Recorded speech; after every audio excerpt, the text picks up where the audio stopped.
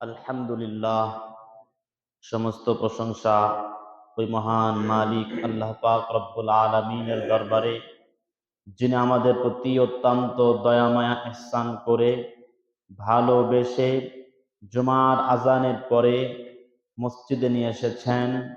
জুমার নামাজ আদায়ের উদ্দেশ্যে জুমার পূর্ব মুহূর্তে অল্প কিছুক্ষণ সময় আমাদেরকে আলোচনা করার সুযোগ দিয়েছেন। সেই মহান রবের প্রতি শুকরগুজার হই, কৃতজ্ঞতা প্রকাশ করি, শুকরিয়া আদায় করি। সকলে একসাথে এক বাক্যে জোরে সরে বলি আলহামদুলিল্লাহ। অগণিত দরুদ বর্ষিত হোক ওই মহান রাসূল সাল্লাল্লাহু আলাইহি ওয়াসাল্লামের প্রতি, যিনি আশরাফুল আম্বিয়া, সাইয়্যিদুল কাউনাইন, রাহমাতুল লিল আলামিন। সকলে বলি সাল্লাল্লাহু আলাইহি ওয়াসাল্লাম। সম্মানিত উপস্থিতি, আলোচনা চলছিল ইলমে দ্বীনের ফজিলত সম্পর্কে। তারই ধারাবাহিকতায় আমি আপনাদের সামনে কুরআনুল কারীমের সূরা তাওবা এর 122 নম্বর আয়াত তেলাওয়াত করেছি। যদি আল্লাহ পাক রব্বুল আলামিনের তৌফিক আমার শামিলে হাল হয়, এই আয়াতকে সামনে রেখে উলামায়ে উম্মত থেকে সংগ্রহ করা কিছু কথা আপনাদের সামনে উপস্থাপন করার চেষ্টা করব ইনশাআল্লাহ তাআলা। মুআজ্জাজ হাজরিন, ইসলাম ধর্মের সূচনাই হলো পড়া দিয়ে। ইসলাম ধর্মের সূচনাই হলো পড়া দিয়ে। রাসূলুল্লাহ সাল্লাল্লাহু আলাইহি ওয়াসাল্লাম যখন হিরা গুহায় ছিলেন, ধ্যানমগ্ন ছিলেন, তো সর্বপ্রথম যখন তার কাছে ওহী আসছে, তো কি আসছে ওহী? বলেন না, কি ওহী আসছে? ইকরা। কি ওহী আসছে? ইকরা মানে পড়ো। তাহলে বোঝা গেল ইসলাম ধর্মের শুরুই কি? পড়া দিয়েই ইসলাম ধর্ম শুরু। এখান থেকেই বোঝেন যে ইলমে দ্বীনের গুরুত্ব কতটা বেশি। রাসূলের কাছে যখন এই ধর্মের বাণী সর্বপ্রথম আসতেছে, রাসূলকে বলতেছে ইকরা বিসমি রাব্বিকাল্লাযী খালাক, তুমি তোমার প্রভুর নামে পড়ো। ইকরা বিসমি রাব্বিকাল্লাযী খালাক, যেই প্রভু তোমাকে সৃষ্টি করেছে। মুআজ্জাজ হাজরিন, ইসলামী শরীয়তের যত আমল আছে, এই আমলগুলো দুইটা স্তরে বিভক্ত। প্রধান দুইটা স্তর। কিছু আমল ফরজ, এই ফরজের দুইটা স্তর। আমলগুলো তো ফরজ, ওয়াজিব, সুন্নত, নফলে বিভক্ত আছে, কিন্তু যে আমলগুলো ফরজ, এই ফরজ আমলগুলো আবার দুই স্তরে বিভক্ত। কিছু আমল ফরজে আইন, কিছু আমল ফরজে কিফায়া। যেমন 5 ওয়াক্ত নামাজ পড়া, রমজান মাসের রোজা রাখা, অর্থ সম্পদ থাকলে যাকাত দেওয়া, বাইতুল্লাহর হজের সফরের ওই পরিমাণ অর্থ হলে হজ করা, এগুলো হলো ফরজে আইন। আর কিছু আমল আছে ফরজে কিফায়া। ফরজে আইন আমল প্রত্যেককেই করতে হবে, বাধ্যতামূলক। আর যেটা ফরজে কিফায়া, যেমন রমজান মাসের শেষ 10 দিন ইতিকাফ করা, এই ইবাদতটা হলো ফরজে কিফায়া।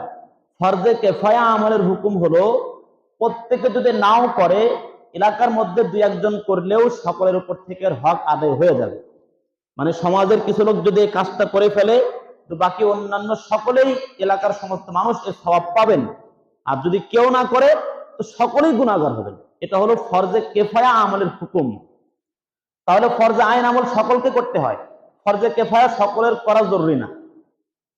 তো ফরজে কিফায়ার মধ্যে একটা হলো রমজানের শেষ 10 ইতিকাফ করা। মানুষ মারা গেলে আমরা জানাজা দিই, কাফন দাফন করি, এটাও ফরজে কিফায়া আমল। অর্থাৎ এলাকার কিছু মানুষ যদি মিলে এটা করে ফেলে, তো সকলেই এর সওয়াব পাবে।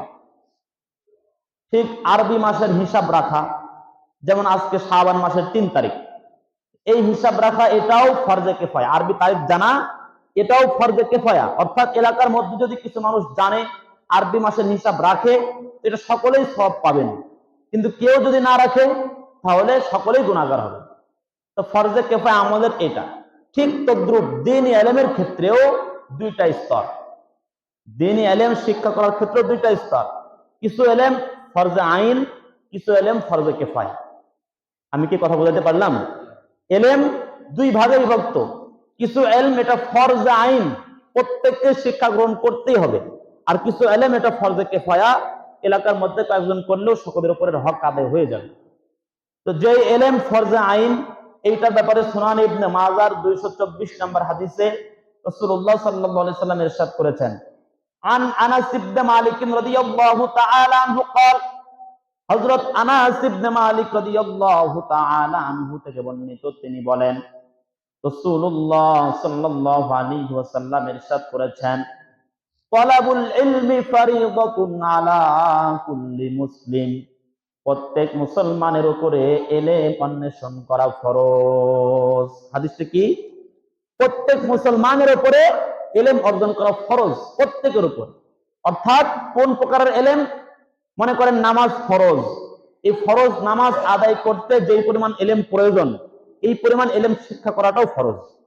রোজা রাখা ফরজে আইন, রোজা রাখতে যে পরিমাণ জ্ঞানের প্রয়োজন, ইলমের প্রয়োজন, এই পরিমাণ ইলম শিক্ষা করাও ফরজ। হজ করা মানুষের উপরে ফরজ, এই ফরজ হজ আদায় করতে যে পরিমাণ জ্ঞান শিক্ষা করা, ইলম অর্জন করা উচিত, এই পরিমাণ জ্ঞান শিক্ষা করা ফরজ। যাকাত দিতে যে পরিমাণ ইলমের প্রয়োজন, এই পরিমাণ ইলম শিক্ষা করা ফরজ। এই সমস্ত ইলমের ক্ষেত্রে রাসূলের বাণী হলো তলাবুল ইলমি ফারিদাতুন আলা কুল্লি মুসলিম, প্রত্যেক মুসলমানের উপরে ইলম অর্জন করা ফরজ। তাহলে আপনি আমি যদি নামাজ পড়তে চাই, তো নামাজ পড়ার জন্য যতটুকু জ্ঞান প্রয়োজন, যতটুকু ইলম প্রয়োজন, ঠিক ততটুকু ইলম আমাকে অর্জন করা, এটা আমার জন্য ফরজ হয়ে যাবে। হ্যাঁ, এবার আসেন কিছু ইলম ফরজে কিফায়া। ফরজে কিফায়া ইলম কোনগুলো? এটা সূরা তাওবার 122 নম্বর আয়াত আল্লাহ তাআলা ইরশাদ করছেন, ফালাউলা নাফারা মিন কুল্লি ফিরকাতিন মিনহুম তাইফাতুল লিয়াতাফাক্কাহু ফিদ্দীন। আল্লাহ পাক রব্বুল আলামিন কুরআনুল কারীমের সূরা তাওবার 122 নম্বর আয়াতের মধ্যে ইরশাদ করছেন, কেন তোমাদের বড় বড় দল থেকে, কেন তোমাদের বড় বড় সম্প্রদায় থেকে ছোট্ট একটা সম্প্রদায়, ছোট্ট একটা দল বের হয় না, লিয়াতাফাক্কাহু ফিদ্দীন, যারা দ্বীনের গভীর জ্ঞান অর্জন করবে। আল্লাহ তাআলা আয়াতের মধ্যে ইরশাদ করছেন, তোমাদের সম্প্রদায়ের মধ্য থেকে ছোট্ট ছোট্ট জামাত, ছোট্ট ছোট্ট দল কেন ইলমে দ্বীন শিক্ষার জন্য বের হয় না, দ্বীনের গভীর জ্ঞান অর্জন করার জন্য বের হয় না?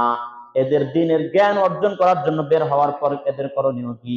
লিয়ুনযিরু কওমাহুম ইযা রাজাউ ইলাইহিম, তোমাদের সম্প্রদায়ের মধ্য থেকে বড় বড় দল গোষ্ঠীর মধ্য থেকে ছোট্ট ছোট্ট দলে যে বের হবে ইলম শিক্ষার জন্য, দ্বীনের গভীর জ্ঞান অর্জন করার জন্য, দ্বীনের ব্যুৎপত্তি অর্জন করার জন্য যারা বের হবে, এরা যখন ইলম শিক্ষা শেষ হয়ে যাবে, এরা যখন নিজের সম্প্রদায়ের কাছে ফিরে আসবে, ইযা রাজাউ ইলাইহিম, এরা যখন আবার এলাকায় ফিরে আসবে, লিয়ুনযিরু কওমাহুম, তখন নিজের এই সম্প্রদায়ের লোকদেরকে ভীতি প্রদর্শন করবে, জাহান্নামের ভয় দেখাবে, আল্লাহ তাআলার তাকওয়া সম্পর্কে তাদেরকে অবগত করবে, লাআল্লাহুম ইয়াহযারুন, যাতে করে এলাকার সমস্ত মানুষ আল্লাহ ওয়ালা হয়ে যায়, এরা যেন পরহেজগার হয়ে যায়, গুনাহ থেকে বাঁচতে পারে। সুবহানাল্লাহ। তাহলে ফরজে কিফায়া ইলম কোনটা? এমনি ফরজ আইন ইলম হলো যে আমি নামাজ পড়বো, নামাজ পড়ার জন্য যতটুকু ইলম প্রয়োজন, এটা আমার জন্য শিক্ষা করা ফরজ। কিন্তু আল্লাহ তাআলা বলেন লিয়াতাফাক্কাহু ফিদ্দীন, দ্বীনের গভীর জ্ঞান অর্জন করবে কারা? সমাজের সমস্ত লোক? বলছে না, কিছু লোক।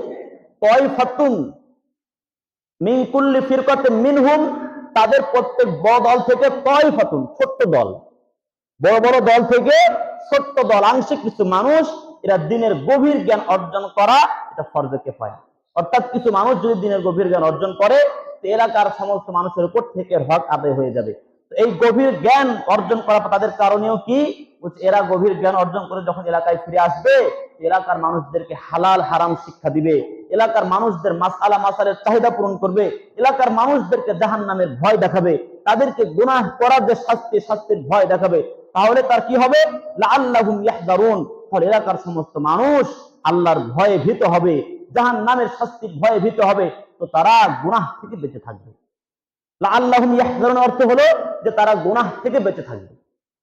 মুআজ্জাজ হাজরিন, এজন্য এলাকার কিছু মানুষ যদি দ্বীন ইলম শিক্ষা করে, কোরআন সুন্নাহর গভীর জ্ঞান অর্জন করে, তাহলে আমরা সকলের হক, মানে সকলের পক্ষ থেকে হক আদায় হয়ে যাবে। এজন্য এলাকার কিছু মানুষ হলেও ইলমে দ্বীন শিক্ষা করা উচিত। এটা তো গেল ফরজে কিফায়ার ব্যাপারে, গভীর জ্ঞানের ব্যাপারে। কিন্তু সাধারণ জ্ঞান, ফরজ নামাজ আদায় করতে আমার যতটুকু জ্ঞান প্রয়োজন, ফরজ রোজা রাখতে আমার যতটুকু জ্ঞান দরকার, ফরজ হজ আদায় করতে আমার যতটুকু ইলম প্রয়োজন, যাকাত আদায় করতে আমার যতটুকু ইলম প্রয়োজন, ঠিক ততটুকু এলেম শিক্ষা করা আমার উপরে ফরজে আইন, আমাকে শিক্ষা করতেই হবে। মুআজ্জাজ হাজরিন, দ্বীনি ইলমের ফজিলতের ব্যাপারে কুরআনুল কারীমে অনেক আয়াত এবং হাদিস শরীফে অনেক হাদিস বর্ণিত হয়েছে। আমাদের এই সংক্ষিপ্ত সময়ে অল্প কিছু কয়েকটা কোরআনের আয়াত আপনাদের সামনে তুলে ধরছি। দেখেন ইলমের ফজিলত কিরকম আল্লাহ তাআলা কোরআনে বর্ণনা করেছেন। সূরা মুজাদালা আয়াত নাম্বার 11, আল্লাহ পাক রব্বুল আলামিন আয়াতের মধ্যে আয়াতের এক অংশে ইরশাদ করছেন, ইয়ারফাইল্লাহুল্লাযীনা আমানু মিনকুম ওয়াল্লাযীনা উতুল ইলমা দারাজাত ওয়াল্লাহু বিমা তা'মালুনা খাবীর। আল্লাহ পাক রব্বুল আলামিন বলছেন, তোমাদের মধ্যে যারা ঈমানদার, তোমাদের মধ্যে যারা আমি রবকে রব হিসেবে মেনে নিয়েছো, যারা আমার প্রতি ঈমান এনেছো, ঈমানদাররা, ওয়াল্লাযীনা উতুল ইলমা দারাজাত, আর তোমাদের মধ্যে যাদেরকে ইলম দেওয়া হয়েছে দুই শ্রেণীর লোক, তোমাদের মধ্যে যারা ঈমানদার, দ্বিতীয়ত তোমাদের মধ্যে যাদেরকে ইলম দেওয়া হয়েছে আলেম, এই দুই শ্রেণীর মানুষদেরকে আল্লাহ পাক রব্বুল আলামিন এদের মর্যাদা বহু গুণে বাড়ায়া দিবেন। সুবহানাল্লাহ। ইয়ারফাইল্লাহু, আল্লাহ তাআলা বাড়িয়ে দিবেন, উঁচু করে দিবেন, দারাজাত মর্যাদা, দারাজাত দারাজাতুন এক বচন, যে মর্যাদা বাড়িয়ে দিবেন। আল্লাহ তাআলা এক বচনের সিগা, এক বচনের শব্দ ব্যবহার করেননি, বলছেন দারাজাত বহু বচন, মানে এদের মর্যাদা অনেক গুণে বাড়ায় দিবেন। সুবহানাল্লাহ। ওয়াল্লাহু বিমা তা'মালুনা খাবীর, আর তোমরা ঈমানদার এবং আলেম হয়ে দুনিয়াতে কি করতেছো, তোমাদের সব আমলের ব্যাপারে আল্লাহ তাআলা সবিশেষ অবহিত। আল্লাহ তাআলা আয়াতের মধ্যে সুসংবাদ দিলেন যে তোমরা যারা ঈমান আনছো এক শ্রেণীর লোক, আর যাদেরকে ইলম দেওয়া হয়েছে ইলম আনছো এই দুই শ্রেণী, তোমাদেরকে তোমাদের মর্যাদা আল্লাহ তাআলা অনেক বাড়িয়ে দিবেন। তবে শুনে রাখো, তোমরা দুনিয়াতে কি করতেছো সব কিছুর খবর কিন্তু আল্লাহ তাআলা রাখেন, আল্লাহ তাআলা জানেন। কারণ কি, ইলম শিক্ষা করেই তোমার দায়িত্ব শেষ না। ইলম শিক্ষা করার পর এটা মানুষকে পৌঁছানো তোমার দায়িত্ব। ইলম শিক্ষা করার পর এলাকাবাসীর হক আদায় করা তোমার দায়িত্ব। ইলম শিক্ষা করার পর তোমার আমল করা তোমার দায়িত্ব। তুমি ইলম শিক্ষা করছো, তো ইলম শিক্ষা করার পরে এটা নিজেকে আমলে পরিণত করতে হবে। শুধু ইলম শিক্ষা করলে আলেম হয় না, ইলম শিক্ষার পাশাপাশি আমলও করতে হবে। ইলম শিক্ষা করার পাশাপাশি আমলও করতে হবে। যদি ইলম শিক্ষা করার পর আমলও থাকে, তো সে হবে পূর্ণ আলেম। ইলম আছে, আমল, ভাই কথা না বলি, যদি কথার প্রয়োজন থাকে বাইরের কথা বলে আসে। যাই হোক, আমলের সাথে যদি হয় তো সে হলো পরিপূর্ণ আলেম। কিন্তু ইলম আছে আমল নাই, তাকে আলেম বলা যাবে না। তো নিজে আলেম হয়েছি, আমার কাজ এলাকাবাসীকে গুনাহ থেকে বাঁচানো, জাহান্নামের ভয় দেখানো। কিন্তু আজকে আমরা কি হয়েছি, আলেম হয়েছি তো নিজে জাহান্নামের ভয় দেখাই মানুষকে, অথচ নিজে জাহান্নামকে ভয় করি না। মানুষদেরকে গুনাহ থেকে বাঁচার কথা বলি, কিন্তু আমরা গুনাহ থেকে বাঁচি না। মানুষদেরকে হারাম বিষয় থেকে বাঁচার কথা বলি, আর আমরা নিজেরা হারাম থেকে বাঁচি না। এলাকায় এরকম অনেক আলেম বর্তমানে তৈরি হচ্ছে, নিজেরা মানুষকে সুদ থেকে বাঁচতে বলে, অথচ নিজেরা সুদ থেকে বাঁচে না। মানুষদেরকে গান শোনা থেকে বিরত থাকতে বলে, নিজেরা গান শোনা বাদ দেয় না। মানুষদেরকে সিনেমা দেখতে নিষেধ করে, অথচ অনেক মৌলবী আছে বর্তমানে নিজেরাই সিনেমা দেখে। গ্রামের অনেক ইমাম সাহেবরা আছেন যে টিভি দেখে। এখন গ্রামের এলাকার ইমাম সাহেবদের বাড়িতে টিভি থাকে, কত দুঃখ পরিতাপের বিষয়। ভাই, আপনি তো এই এলাকার দায়িত্বশীল, আপনাকে তো মানুষদেরকে গুনাহ থেকে বাঁচাতে হবে। তো আপনি আলেম হয়েছেন, আপনার একটা দায়িত্ব, আপনার কর্তব্য। তা আপনি কেমন আলেম হলেন, কেমন ইলমে দ্বীন শিক্ষা করলেন, আপনার ভিতরে দ্বীনের কি ইলম পৌঁছলো যে আপনি নিজেকেই তো নিজের জাহান্নাম থেকে বাঁচাতে পারেন না? আপনি তো নিজেকেই নিজের গুনাহ থেকে বাঁচাতে পারেন না, তাহলে মানুষকে কি বাঁচাবেন? মানুষকে জাহান্নাম থেকে বাঁচাতে কথা ঠিকই বলেন, অথচ নিজে বাঁচেন না। এরকম আলেম হয়ে দুনিয়ার কোনো লাভ হয় নাই, আপনারও কোনো লাভ হয়নি, শুধুই আপনার কলা পণ্যটাই হয়েছে। এজন্য মুআজ্জাজ হাজরিন, ইলম শিক্ষা করে এর কদর দিতে হবে।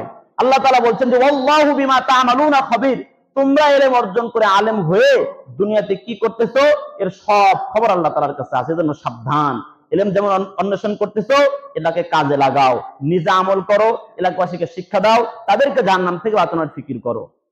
আল্লাহ পাক রব্বুল আলামিন সূরা তাহা এর 114 নম্বর আয়াতের মধ্যে বলছেন, ওয়াকুর রাব্বি জিদনি ইলমা। আল্লাহ তাআলা রাসূলকে দোয়া শিখিয়ে দিচ্ছেন, ওগো আল্লাহর রাসূল, আপনি আল্লাহর কাছে দোয়া করেন, কি দোয়া? রব্বি জিদনি ইলমা, বলেন না কি দোয়া? রব্বি জিদনি ইলমা। আবার বলেন রব্বি জিদনি ইলমা। আয় আল্লাহ, আপনি আমার ইলম বাড়ায়া দেন, আপনি আমার জ্ঞান বাড়ায়া দেন। এই দোয়া কে শিখিয়েছেন? আল্লাহ তাআলা রাসূলকে এই দোয়া শিখিয়ে দিয়েছেন। আচ্ছা বলেন তো, আল্লাহ তাআলা ইলমের ক্ষেত্রে বললেন জিদনি ইলমা, আপনি আমার ইলম বাড়ায়া দেন, অন্য কোন শব্দ কিন্তু বলেন নাই। আল্লাহ তাআলা কুরআনুল কারীমে অন্য কোন বিষয়ের ব্যাপারে চাইতে বলেন নাই, চাওয়ার ক্ষেত্রে এরকম বেশি দিয়া দেন বলেন নাই, এই দোয়া শেখান নাই জিদনি মালা, আয় আল্লাহ আপনি আমার সম্পদ বৃদ্ধি করে দেন, এই দোয়া শেখান নাই। আয় আল্লাহ রব্বি জিদনি তিজারা, আয় আল্লাহ আপনি আমার ব্যবসা বাড়ায় দেন, এটা বলেন নাই। রব্বি জিদনি আওলাদা, আয় আল্লাহ আপনি আমার সন্তান বাড়ায় দেন, এরকম দোয়া কিন্তু শিখায়া দেন নাই। দুনিয়ায় বড় নাজ নেওয়া হলে স্ত্রী পুত্র সম্পদ, এই কোনটার বৃদ্ধির কথা আল্লাহ তাআলা এই দোয়া শিখায়া দেন নাই। দোয়া শিখিয়েছেন ইলম বৃদ্ধির কথা। কি দোয়া? ইলম বৃদ্ধির জন্য দোয়া শিখিয়ে দিয়েছেন। দুনিয়ার আর কোনো কিছু চাওয়ার জন্য, বেশি পরিমাণ চাওয়ার জন্য আল্লাহ দোয়া শিখিয়ে দেন নাই। আমি তো পাই না, আপনারা কি পাইছেন কোন আয়াত? রব্বি জিদনি মালান কিংবা রব্বি জিদনি বাকরাতান, যে আমার গরুর মধ্যে আল্লাহ তাআলা বেশি বেশি গরু দিয়ে দাও, আমাকে ফসল দিয়ে দাও, এরকম কোন পাইছেন শব্দ? কি শব্দ আছে? রব্বি জিদনি ইলমা, আয় আল্লাহ আমার জ্ঞান বৃদ্ধি করে দিন, আমার জ্ঞান বাড়ায়া দিন। এর থেকে ইলমের ফজিলত পাওয়া যায় কি যায় না? নিজের সন্তানকে ইলম শিক্ষা করানো উচিত। হ্যাঁ, সূরা আল ইমরান আয়াত নাম্বার 18, এই আয়াতের মধ্যে আল্লাহ তাআলা বলছেন শাহিদাল্লাহু আন্নাহু লা ইলাহা ইল্লাহু। এই আয়াতের মধ্যে আল্লাহ পাক রব্বুল আলামিন নিজেই সাক্ষ্য দিচ্ছেন। আল্লাহ তাআলা বলছেন শাহিদাল্লাহু, আল্লাহ তাআলা সাক্ষ্য দিয়েছেন। কি সাক্ষ্য? আন্নাহু লা ইলাহা ইল্লাহু, যে আল্লাহ ছাড়া কোনো মাবুদ নাই। এই সাক্ষ্য কে দিয়েছেন? আল্লাহ ছাড়া যে কোনো মাবুদ নাই, তিনার নিজের ব্যাপারে আল্লাহ তাআলা নিজে সাক্ষ্য দিচ্ছেন যে শাহিদাল্লাহু আন্নাহু লা ইলাহা ইল্লাহু, আল্লাহ সাক্ষ্য দিচ্ছেন তিনি ছাড়া তোমাদের কোনো মাবুদ নাই। ওয়াল মালাইকাতু ওয়া উলুল ইলমি, এবং ফেরেশতারা আর উলুল ইলম আলেমরাও, যারা জ্ঞান রাখে, জ্ঞানী ব্যক্তিরাও সাক্ষ্য দিয়েছেন যে আল্লাহ ছাড়া কোনো মাবুদ নাই। কাইমান বিল কিসত, এবং আল্লাহ তাআলাই হলেন ইনসাফ প্রতিষ্ঠাকারী।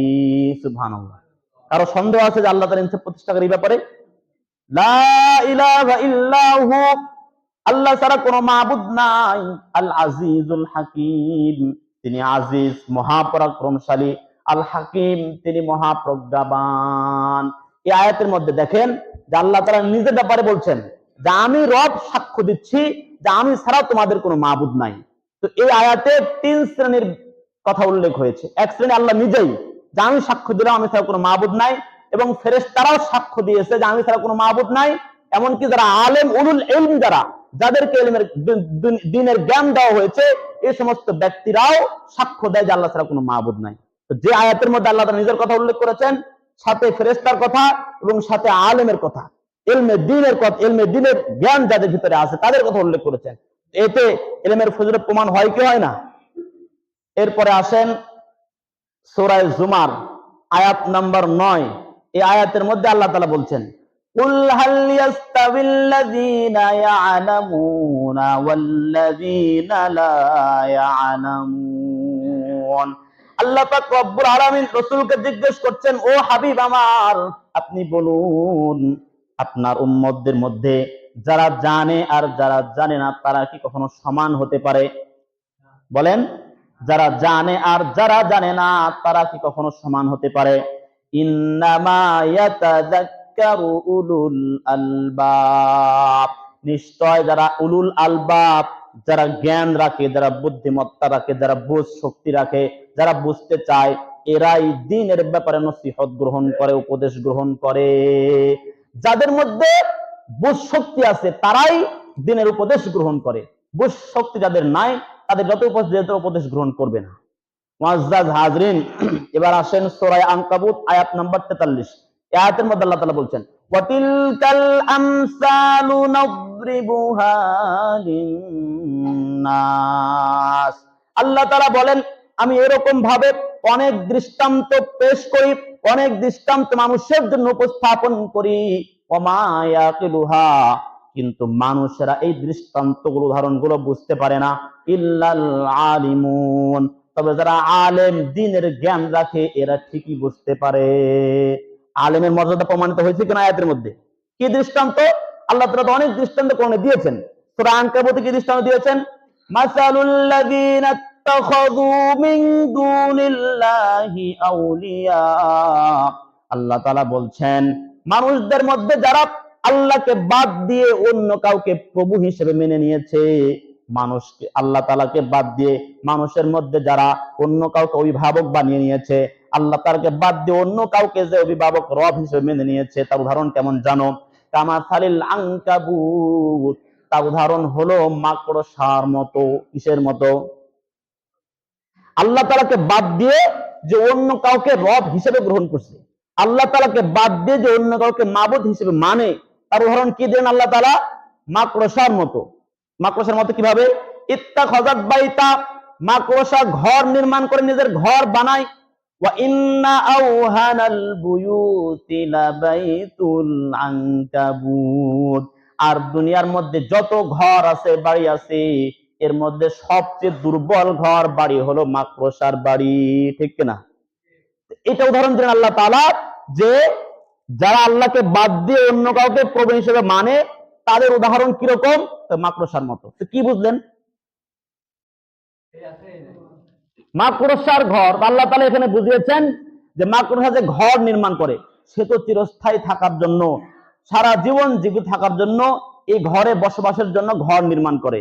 অথচ আল্লাহ তাআলা বলছেন যে এই ঘরটা তো হলো দুনিয়াতে যত ঘর আছে সব ঘরের চেয়ে দুর্বল। কার একটু স্পর্শ লাগলে এটা তো শেষ হয়ে যায়, ধ্বংস হয়ে যায়। আপনি একটু দুই হাত দিবেন তো এটার অস্তিত্ব খুঁজে পাওয়া যাবে না, এটা কিসের তৈরি তা বুঝতেই পারবেন না। দুর্বল ঘর কি না?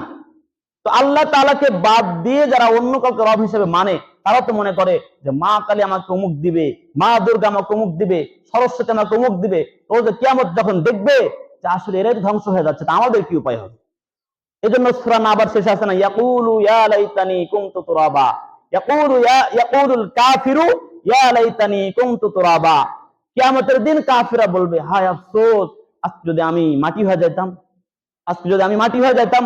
মানে যখন কিয়ামতের সময় দেখবে যে দুনিয়ায় যেগুলো গরু ছিল, এ সমস্ত গরু মাটি হয়ে যাচ্ছে, যত ছাগল ছিল এ ছাগল মাটি হয়ে যাচ্ছে, মানে এদের হিসাব নিকাশ হওয়ার পর, অর্থাৎ দুনিয়াতে যে গরু শক্তিশালী ছিল, এই শক্তিশালী গরু যখন কোন দুর্বল গরুকে আঘাত করছে, দুর্বল গরু দুনিয়াতে কিছু করতে পারে নাই, তা আখিরাতের বিচার হবে, ওই দুর্বলটাকে সবল বানানো হবে, সে আবার পাল্টা আক্রমণ তারপর করবে, তাকে আঘাত করবে।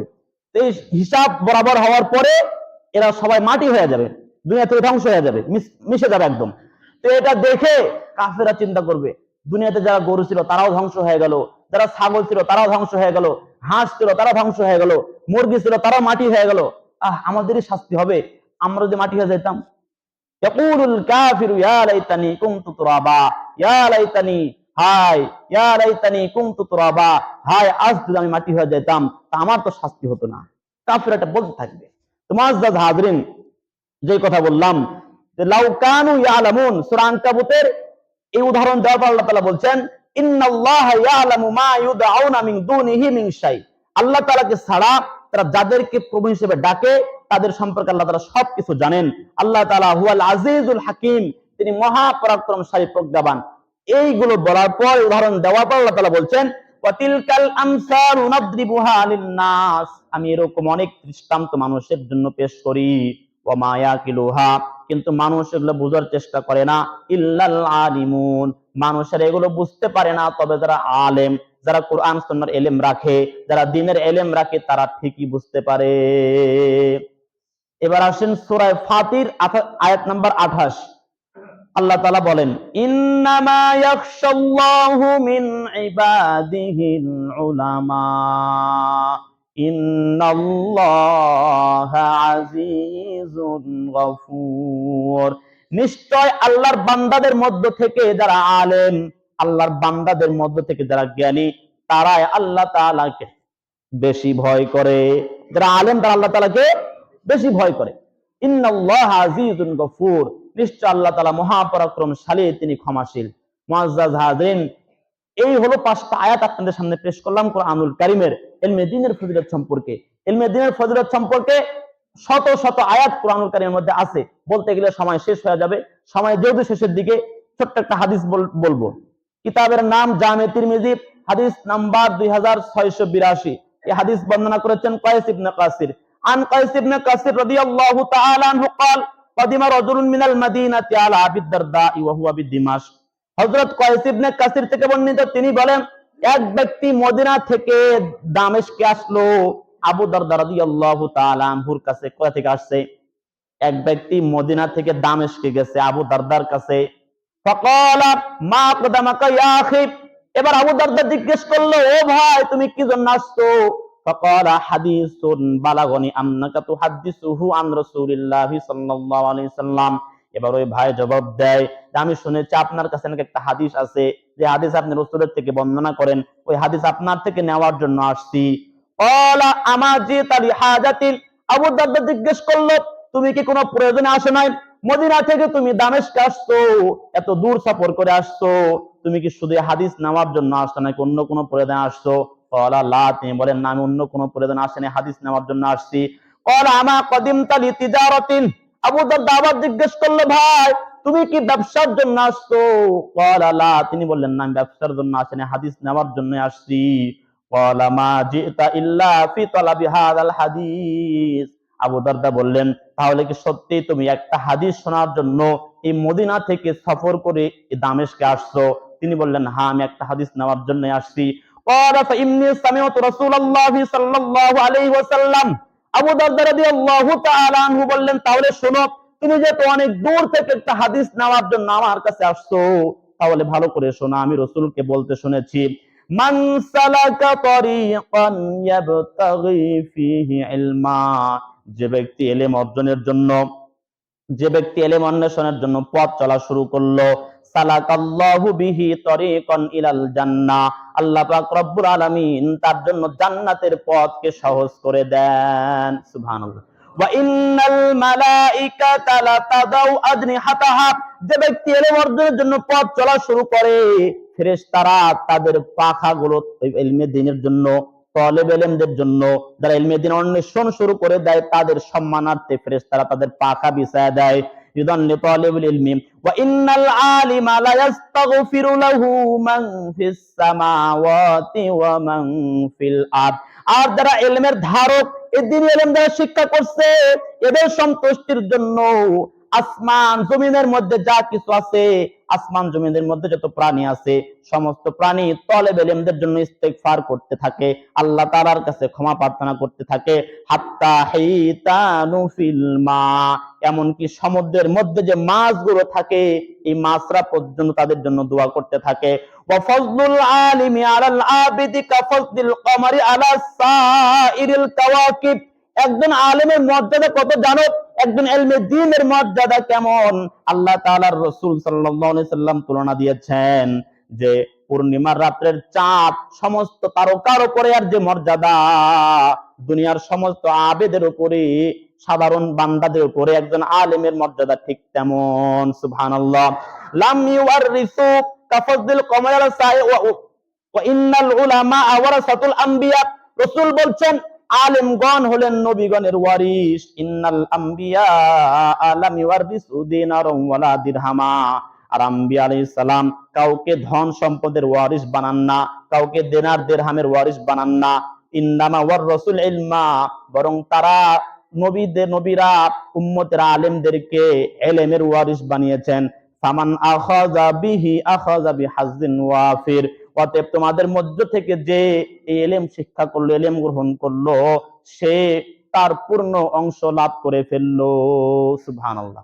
মুআজ্জাজ হাজরিন, সময় যেহেতু শেষ হয়ে গেছে, আমি আলোচনার দিকে দৃঢ় করছি না। একটা হাদিস শোনাইলাম এবং 5টা আয়াত শোনাইলাম। আয়াত হাদিসের সারমর্ম কথা হলো, ইলম 2 স্তরে বিভক্ত। কিছু ইলম ফরজে আইন, কিছু ইলম ফরজে কিফায়া। যে সমস্ত আমল ফরজ, ফরজ আমল করার জন্য ইলম শিক্ষা করাটাও ফরজ। আর যে সমস্ত আমল ফরজ না, মানে যে আমলের হুকুম যেরকম, সেই আমলের ইলম শিক্ষা করার হুকুমও ঠিক তেমন। আল্লাহ তাআলা আমাদের সকলকে এর উপর আমল করার তৌফিক দান করেন। সকলে বলে আল্লাহুম্মা আমিন। ওয়া আখিরু দাওয়ানা আলহামদুলিল্লাহি রাব্বিল আলামিন। ছোট্ট একটা ঘোষণা শুনি। আগামী 27 তারিখ থেকে 27 জানুয়ারি থেকে 5 ফেব্রুয়ারি এই মোট 10 দিন আমার পরীক্ষা আছে এবং এটা আমার জীবনের সবচেয়ে বড় পরীক্ষা। তো সকলের কাছে আমি দোয়া প্রার্থী। দ্বিতীয়ত, এই 10 দিনের মাঝে শুক্রবার আছে, একটা শুক্রবারও পরীক্ষা আছে। তো আপনাদের সাথে সেই শুক্রবারে 30 তারিখ শুক্রবারে সাক্ষাৎ হবে না। তো আমি আমার উস্তাদ একজনকে পাঠাবো এখানে, তিনি আসতে চেয়েছেন, তিনি আপনাদের সামনে বয়ান করবেন। তো আপনাদের কাছে বিনীত নিবেদন যে সেই আগামী শুক্রবারে আগে ভাগে আসবেন, যেন আমার বেইজ্জতি না হয়। উনি তো আমার উস্তাদ এবং খুব মহব্বত করেন আমাকে, আমি বলা মাত্র রাজি হয়ে গেছেন। এজন্য আগে ভাগে আসার চেষ্টা করবেন। যদিও আমার মতো আওয়াজ করে কথা বলবেন না, সাদামাটা কথা বলবেন, কিন্তু অনেক দামি দামি কথা বলবেন, উনার কদর করবেন। উনি আমার উস্তাদ এবং আমার পিতার সমতুল্য। ছোট্ট অবস্থায় ছোট্টবেলায় আমরা যখন হুজুরের কাছে পড়ছি, তো অনেক মহব্বত করছেন আমাকে, নিজ হাতে উঠা ওঠা খাবার খাওয়া দিচ্ছে। আজকে সকালে নাস্তা হুজুরের বাসাতেই করছি, এত মহব্বত করতেন। এমনকি ছোট্টবেলায় যখন ছোট ছিলাম, 10-12 বছর হবে এরকম, তো একদিন আসরের পূর্বে ছেলেপেলেটা হুজুরকে বলতেছে যে হুজুর এই ছেলের বাপ নাই। তো হুজুর আমাকে কাছে টানা নিয়ে বলতেছে, কে বলছে বাপ নাই? আমি এর বাপ, আমি এর মা। এরকম মহব্বত করছেন। এই হুজুর আগামী জমায় আসবেন। অনেক ছাত্র আছেন হুজুরের এই এলাকাতে, এরকম সাব্বির, মৃদুল, ফারজু আছেন, এরপরে মুহাইমিনুল ইসলাম আছেন। তো আপনারা হুজুরের সাথে সাক্ষাৎ করবেন, সময় দিবেন, দোয়া নেবেন। আশা করি সকল হুজুরের সাথে মহব্বত রাখবেন ইনশাআল্লাহ। ওয়া আখিরু দাওয়ানা আলহামদুলিল্লাহি রাব্বিল আলামিন। যারা সুন্নাত পড়েন